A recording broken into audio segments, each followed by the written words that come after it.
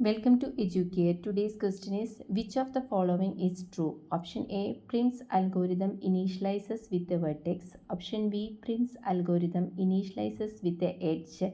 Option C, Prim's algorithm initializes with a vertex which has smallest edge. And option D, Prim's algorithm initializes with a forest. Correct answer ഏതാണ്? Correct answer is option A, Prim's algorithm initializes with a vertex. ഇനി എന്താണ് Prim's algorithm എന്ന് പറഞ്ഞാൽ it is a greedy algorithm ആണ്. അത് എന്തിനു വേണ്ടിയിട്ടാണ്? Use to discover the minimum spanning tree from a graph. ഇതെങ്ങനെയാണ് അതിൻ്റെ സ്റ്റെപ്സ് വരുന്നത്?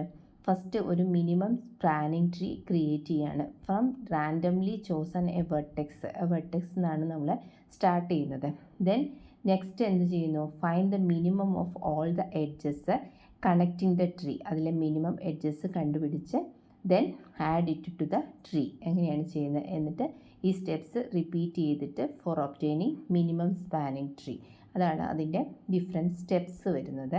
ഇനി ഇതിൻ്റെ കോംപ്ലക്സിറ്റി നോക്കുകയാണെങ്കിൽ ഒ ഇ ലോഗ് വി ആണ് കോമൺ ആയിട്ടുള്ള പ്രിംസ് അൽഗോരിതത്തിൻ്റെ complexity.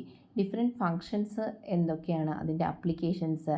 Installing electrical wiring lines, then designing the network to build the protocol is a network cycles. പിന്നെ ടൈം കോംപ്ലക്സിറ്റി. ഇനിയിപ്പോൾ ഡാറ്റ സ്ട്രക്ചർ വെച്ചിട്ട് നോക്കുകയാണെങ്കിൽ, അതായത് data structure used for the minimum edge വെയ്റ്റും അതിന് കറസ്പോണ്ടിങ് ആയിട്ടുള്ള ടൈം കോംപ്ലക്സിറ്റി എങ്ങനെയാണ് വരുന്നത്? Adjacency matrix with linear searching ആണെങ്കിൽ ഒ വി സ്ക്വയർ ആണ്. Then adjacency list and binary heap ആണെങ്കിൽ ഒ ഇ ലോഗ് വി ആണ്. Then adjacency list and Fibonacci ഹീപ്പാണെങ്കിൽ O E plus V log V ആണ്. Thank U.